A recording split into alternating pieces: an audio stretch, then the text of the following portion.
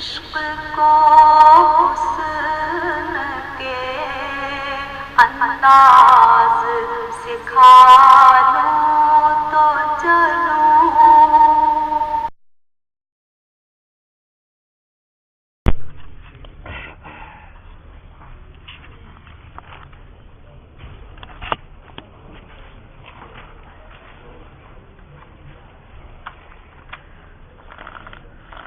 لا خلاف لا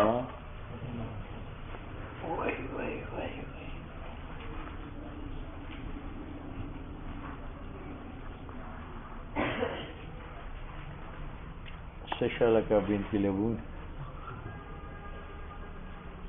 دستونی. اچھا كده خدقه بنت مخاض و بنت لبون.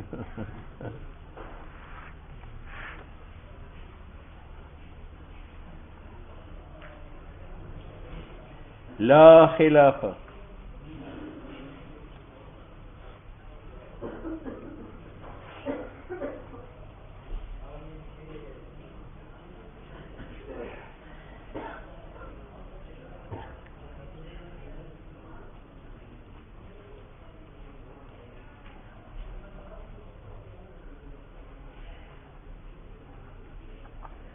لا خلاف.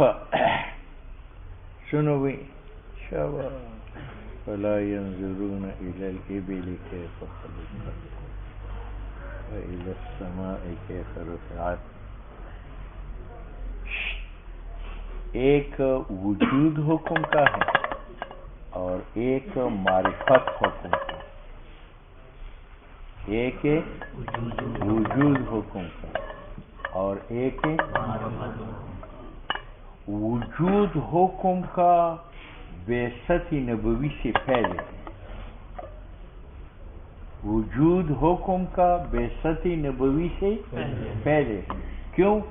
حکم ہماری نزدیک نام ہے خطاب اللہ کا. کس کا؟ اور خطاب اللہ کلام اللہ ہے اور کلام اللہ ازلی ہے تو حکم بھی ازلی ہے. جب ازلی ہے تو وجود حکم کا قبل البعثت ہے. ٹھیک ہے. ایک معرفت حکم کا ہے. معرفت حکم کا بعثت کے بعد ہے. بات سمجھ میں آ گئی؟ یہ مسئلہ بھی اتفاقی ہے کہ وجود حکم کا قبل البعثت ہے ہماری نزدیک بھی اور معتزلہ کی نزدیک بھی. اور یہ حکم بھی متفق علیہ ہے کہ معرفت حکم بعد البعثت ہے ہماری نزدیک بھی اور معتزلہ کی نزدیک بھی. تو ایک ہے نفسی وجود حکم کا، ایک ہے معرفت حکم کا. دونوں میں فرق ہے. ایک آپ کا وجود ہے اور ایک آپ کی معرفت ہے جو میں حاصل کرتا ہوں. آپ کا وجود تو لاہور سے ہے اور معرفت میری ابھی حاصل ہوئی ہے. تو ایک ہے وجود حکم کا، ایک ہے معرفت حکم کا. وجود حکم کا بعثت نبوی سے مقدم ہے اور ہمارے معتزلہ کی نزدیک بالاتفاق مقدم ہے.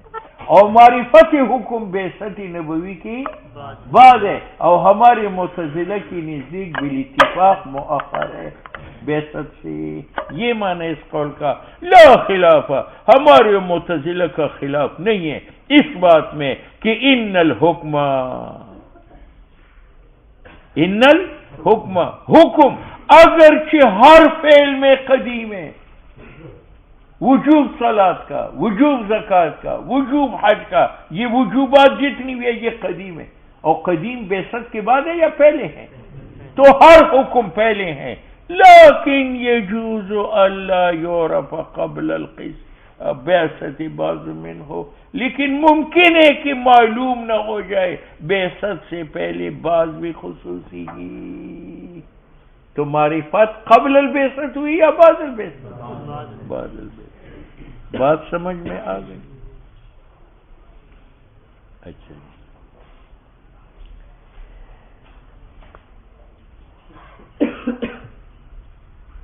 معتزلہ کے نزدیک معرفت حکم بعد البعثت کیوں؟ تو کہتے ہیں کہ ان کی نزدیک اگرچہ حکم عقلی ہے اور عقل نبوت سے پہلی تھی تو حکم بھی نبوت سے پہلے ہے، لیکن معرفت حکم کا بعد البعثت اس لیے ہے کہ بعض احکام معتزلہ بھی مانا تھا کہ عقل اس کے حسن اور قوہ جاننے سے عاجز ہے، جس طرح حسن صوم آخری رمضان کا اور قوہ صوم اولی شوال کا، تو جب عقل عاجز ہے تو یہ حسن صوم آخری رمضان کا اور قوہ صوم اولی شوال کا یہ کس سے معلوم ہوں گے؟ بعثت سے۔ یہ معنی ہے اس قول کا۔ اما عند المعتزلہ معرفت حکم کا بعد البعثت کیوں ہے؟ فَلِأَنَّهُ حکم وَإِنْ كَانَ عَقْلِيًا، اگرچہ عقلی ہے اور عقل بعثت سے پہلے ہے تو وجود حکم کا بعثت سے پہلے ہے، لیکن منہ، لیکن احکام میں سے لا يدرک بالعقل، عقل سے معلوم نہیں ہے علت ان کے حسن اور قوے کا، جیسے پہلے گزر چکا ہے، حسن صوم آخری رمضان اور قوہ صوم اولی شوال کا۔ وَأَمَّا عِنْدَ غَيْرِهِمْ، وَأَمَّا ہمارے نزدیک نفس حکم بعثت سے مقدم ہے اور معرفت حکم کا۔ نفس حکم کیوں مقدم ہے؟ حکم خطاب اللہ کا نام ہے اور خطاب اللہ ازلی ہے تو حکم ازلی ہے اور ازلیت بعثت پر مقدم ہے، ٹھیک ہے، لیکن معرفت بعثت کی بات ہے۔ کیوں؟ معرفت کب حاصل ہوگی کہ خطاب کا تعلق آ جائے فعل کے ساتھ کہ الصلاۃ واجبۃ، اور یہ تعلق بعثت کی بات ہے، تعلق وَأَمَّا عِنْدَ غَيْرِهِمْ، معتزلہ کے علاوہ، فَلِأَنَّ الْمُوجِبَ، موجب حکم کا اگرچہ کلامی نفسی قدیم ہے اور وہ بعثت سے مقدم ہے تو نفس حکم مقدم ہے، لیکن ربما كان ظہورہ بالتعلق، حکم کا ظہور تب ہوگا کہ خطاب اللہ کا تعلق بفعل المکلف آ جائے، اور یہ تعلق حادث ہے بحدوث البعثات۔ بات سمجھ میں آئی؟ اب تم بتاؤ معرفت حکم بعثت پر موقوف ہے یا نہیں؟ جب موقوف ہے فلا حکم مشخص قبلها، کوئی حکم متعین نہیں ہے قبل البعثت، اور جب قبل البعثت حکم نہیں ہے فلا حرج عندنا، ہمارے نزدیک کوئی تکلیف نہیں ہے جب تک نبی مبعوث نہ ہو۔ بات سمجھ میں آئی؟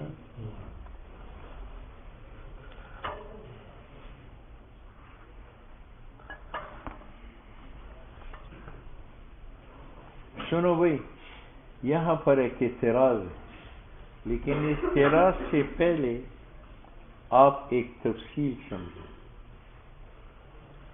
تفصیل یہ ہے کہ قطع نظر شریعت سے یہ چیز حلال ہے یا حرام، تو اہل سنت والجماعت کی 3 قول ہیں۔ بعض کہتے ہیں کہ قطع نظر شریعت سے اصل اشیاء میں اباحت، کیا ہے؟ اباحت کو یہاں رکھو۔ دوسرا مذہب اہل سنت والجماعت کا یہ ہے کہ اصل اشیاء کے اندر حرمت ہے، تو حرمت یہاں رکھو۔ بعض اہل سنت کا مذہب یہ ہے کہ اشیاء 2 قسم پر ہے، ایک انفس ہے جیسے یہ نفوس، اور ایک اموال ہے، تو اگر شریعت نہ ہوتی تو اموال مباح ہوتے اور انفس کا قتل حرام ہوتا۔ یہ کتنی مذاہب ہو گئے؟ یہ اہل سنت والجماعت کا مذہب۔ اب اہل سنت والجماعت پر اعتراض پڑتا ہے کہ آپ کہتے اگر شریعت نہ ہوتی تو اشیاء مباح ہوتی، شریعت نہ ہوتی تو اشیاء حرام ہوتی، شریعت نہ ہوتی تو اموال میں تصرف مباح ہوتا اور انفس میں حرام۔ تو جناب یہ اباحت اور یہ حرمت، یہ اباحت اور یہ حرمت یہ احکام ہے اور شریعت کے بغیر ہے، تو آپ نے کیوں کہا لا حکم مشخص قبل البعثت، بعثت سے پہلے کوئی حکم نہیں ہے؟ تم نے تو حکم مان لیا بعثت سے پہلے کہ اگر رسول نہ ہوتا، شریعت نہ ہوتی تو بعض اہل سنت نے کہا اشیاء مباح ہوتی، بعض نے کہا حرام ہوتی، بعض نے کہا اموال حلال ہوتے اور انفس کا قتل حرام ہوتا، تو تم نے تو حلت بھی مانی، حرمت بھی مانی، اباحت بھی مانی، اور یہ احکام ہے اور شریعت کے بغیر ہے، تو پھر کیوں کہتے ہو کہ لا حکم مشخص قبل البعثت؟ یہ تو علی سنت پر اعتراض، بات سمجھ میں؟ معتزلہ کہتے ہیں کہ اگر شریعت نہ ہوتی تو افعال دو قسم کے ہوتے، یا اس میں سبب حسن ہوتا جیسے عدل، یا اس میں سبب قوہ ہوتا جیسے ظلم، یا اس میں نہ سبب حسن کا ہوتا نہ سبب قوہ کا ہوتا جیسے اکل و نوم۔ کتنے ہو؟ جس میں سبب حسن ہو وہ کہتے ہیں وہ تین قسم کا ہے، اگر سبب حسن اعلیٰ تھا تو وہ فرض، اگر ادنا تھا تو وہ مستحب، اگر درمیانہ تھا تو وہ واجب۔ اب فرض واجب سنن مان لیا، اور جس میں سبب مقبحہ موجود ہے، اگر وہ سبب اقوا ہے تو وہ حرام، اور اگر ادنا ہے تو مکروہ، مکروہ، ٹھیک ہے۔ اور جس میں سبب محسنہ اور مقبحہ معلوم نہیں ہے، اس میں تین اقوال ہے، ایک یہ ہے کہ یہ حرام ہے، ایک یہ ہے کہ یہ مباح ہے، ایک یہ ہے کہ اس میں توقف ہے، ٹھیک ہے۔ تو جناب معتزلہ نے یہاں تین احکام مانے، فرض، واجب و مستحب، یہاں دو احکام مانے، حرام اور مکروہ، یہاں انہوں نے اباحت مانا، یہاں انہوں نے حرمت مانا، یہ تمام احکام ہے یا نہیں؟ تو آپ کیوں کہتے ہیں لا حکم مشخص قبل البعثت؟ معتزلہ نے بھی تو شریعت سے پہلے احکام مانی۔ اب بات سمجھ میں؟ اہل سنت والجماعت نے ایک جگہ میں اباحت کہا، ایک جگہ میں حرمت کہا، بات سمجھ میں؟ ایک جگہ میں تقسیم کی کہ اموال میں تصرف مباح اور انفس میں حرام، یہ سب احکام ہیں اور بغیر شریعت کے ہیں، اور کہتے لا حکم مشخص۔ معتزلہ نے جو ہے وہ کہا کہ افعال میں یا جہت محسنہ یا مقبحہ یا ایک بھی نہیں ہوگا، اس کی کتنے اقسام ہیں؟ فرض، واجب، سنت، اور یہ احکام ہے۔ اور مقبحہ میں کتنے اقسام ہیں؟ حرام و مکروہ، اور یہ احکام ہیں، ٹھیک ہے۔ تو انہوں نے بھی احکام مانی بغیر شریعت کے، اور اعلان یہ کرتے ہو لا حکم مشخص قبل البعثت، ہمارے معتزلہ کے نہیں، ٹھیک ہے۔ تو مصنف کہتے ہیں یار یہ جو 7-8 اقوال تم نے نقل کیے اور اس میں اباحت ہے یا حرمت ہے، یا اباحت اور حرمت دونوں ہے، یہ قبل شرع نہیں ہے، یہ بعد شرع ہے، یہ بعد شرع ہے۔ کس طرح؟ شریعت نے کہا کہ صلاۃ واجب ہے تو وہ تو واجب ہو، شریعت نے کہا زنا حرام ہے تو وہ تو حرام ہو، لیکن شریعت خاموش ہے نیند کے بارے میں۔ اس کے بارے میں تو جس میں شریعت نے سکوت کیا ہے، بعض نے کہا یہ مباح ہے، اگر منع ہوتا تو منع آتا زنا کی طرح، ٹھیک ہے۔ اور بعض نے کہا کہ یہ حرام ہے، اگر اس کی اجازت ہوتی تو صلاۃ واجبۃ کی طرح کہا جاتا کہ الدین واجب ہونا، تو انہوں نے حرام کیا۔ تو اب تم بتاؤ نیند کی باحت میں، حرمت میں، وجوب میں جو اختلاف آیا، یہ شریعت نازل ہونے سے پہلے آئے یا شریعت نازل ہونے کے بعد آیا؟ بعد آیا، جو محل مشکوک پی تھا اس میں اختلاف آیا۔ اب بات سمجھ میں آ گئی؟ سوال میں یہ پورا صفحہ ہے، جواب وہی 1-2 لفظوں میں ہے کہ یار یہ اختلاف جو نیند کی باحت میں، حرمت میں، وجوب میں آیا ہے اور 7 اقوال کی گئے ہیں، یہ قبل نزول البعثت نہیں ہے بلکہ بعد۔ بات سمجھ میں آ گئی؟ فلا حکم مشخصہ، کوئی حکم متعین نہیں ہے قبل البعثت، فلا حرج، کوئی مکلف نہیں ہے انسان عندنا۔ اب اعتراض ہے، اور کی اختلاف منقول ہے بین اہل سنہ کہ اصل افعال میں اباحت ہے، جیسے یہ مختار اکثر خنفیہ و شافعیہ کا، یا اکثر افعال میں الخضر حرمت ہے، جیسے ضیاب کیا اس کی طرف بعض نے۔ وقال صدر الاسلام، و صدر اسلام نے کہا کہ اصل اباحت ہے، اموال میں ایک دوسری کی جیب سے مال نکالنا جائز ہوتا، والخطر فی الانفس، اور انفس کا قتل کرنا حرام ہے۔ ٹھیک ہے، نو جواب فقیر ان ذالک بعد الشرع، یہ اختلاف قبل البعثت ہے یا بعد البعثت؟ بعد البعثت ہے۔ کس طرح؟ ادلہ سمعیہ سے، یعنی دلالت کیا ادلہ نے کہ انما لم یقم فیہ دلیل التحریم، صلاۃ میں تو دلیل وجوب کا ہے کتب علیکم، اور زنا میں دلیل حرمت کا ہے حرم علیکم الزنا، لیکن جس میں نص خاموش ہے، اچھا جی، دلت اس نے دلالت کی علی انما کہ وہ خواب جس میں دلیل قائم نہیں ہے تحریم کے، آیا وہ مظنون فی ہے تو مباح ہے یا ممنوع عنہ ہے، بات سمجھ میں آئی؟ تو حرام ہے۔ تو یہ اختلاف قبل الشرع ہے یا بعد الشرع؟ وَأَمَّا الْمُعْتَزِلَةُ، معتزلہ کا مذہب میں نے بیان کیا تھا، وہ کہتے ہیں کہ فعل میں یا جہت محسنہ یا جہت مقبحہ یا کوئی نہیں ہوگا۔ اس کے کتنے اقسام ہیں؟ 3 اقسام، اور اس میں 2 اقسام، اور اس میں، ٹھیک ہے، لیکن دیکھو یہ تینوں قسم افعال اختیاریہ کی قسم ہے۔ افعال کی 2 قسم ہے، ایک افعال اختیاریہ ہے، ایک افعال غیر اختیاریہ۔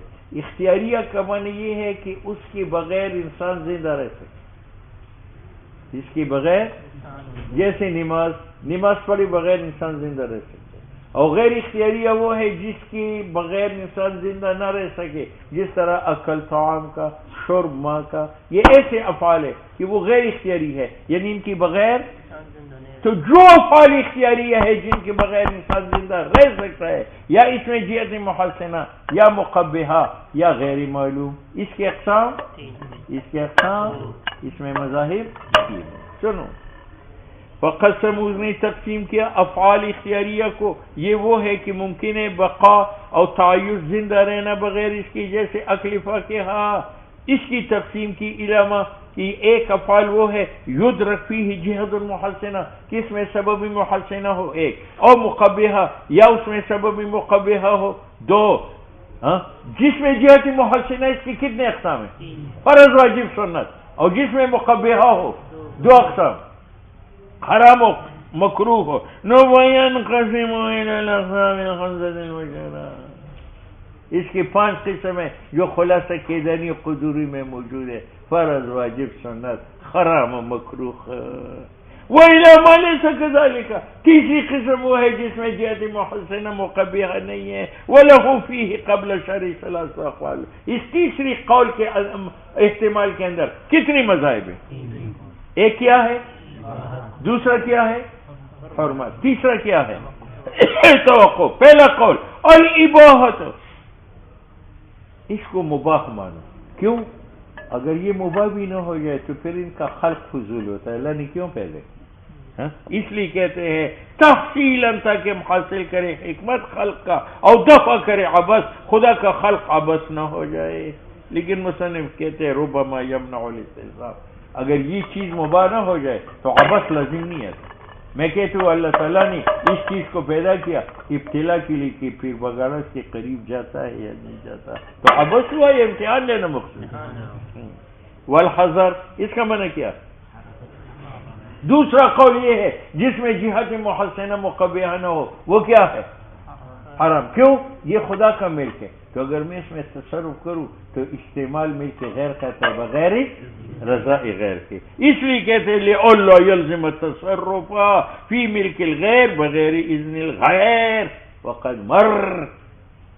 لیکن اس کا جواب گزر چکا ہے کہ جب اللہ نے اس کو پیدا کر کے یہاں کھڑا کیا اور موانی دور کیے تو یہ اذن دلالتاً ہے، جیسے استصباح اور استدلال گزر چکا ہے۔ بس اتنا کہتا ہوں۔ اچھا جی، یہاں پر ایک اعتراض جس میں جہت محسنہ مقبحہ نہیں ہے، اس میں مذہب اول کیا ہے؟ اباحت، اور دوسرا مذہب کیا ہے؟ حرمت۔ ابھی اعتراض بھی پڑتا ہے کہ معتزلہ نے تو کہا تھا کہ قبل شرع حکم نہیں ہے مشخص، اور آپ نے یہاں اباحت مانی اور ٹھیک ہے، تو مصنف کہتے ہیں یار یہ اعتراض نہ کرو، انہوں نے کہا تھا قبل البعثت حکم متعین نہیں ہے، یعنی تفصیلا نہیں ہے، اور یہ اجمالا ہے۔ ولا يرد علیہما کہ انہو کیف یقال، کس طرح قول کیا گیا اباحت او حضر حرمت عقلیین کے ساتھ، وقت فرض اللہ حکم فیہ، اور پہلی فرض ہو گیا تھا کہ قبل البعثت حکم نہیں ہے، ٹھیک ہے۔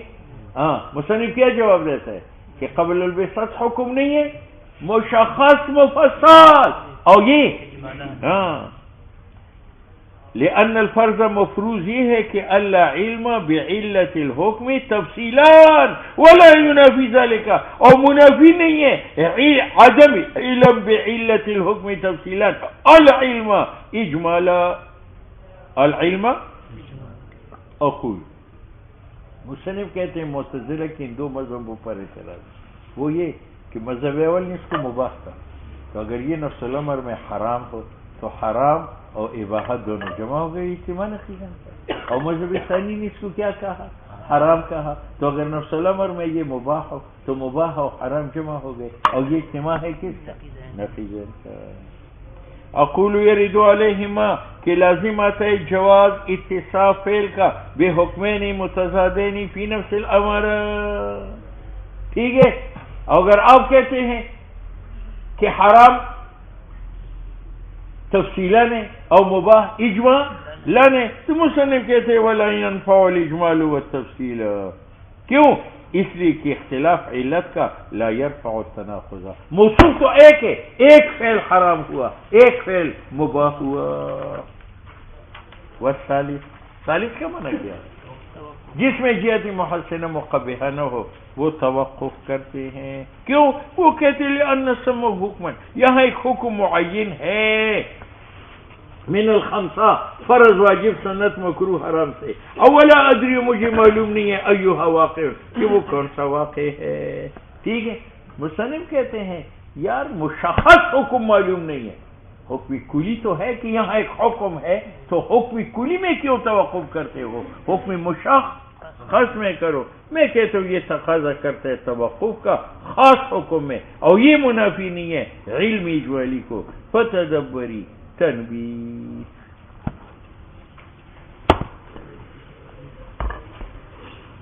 لو وہی لو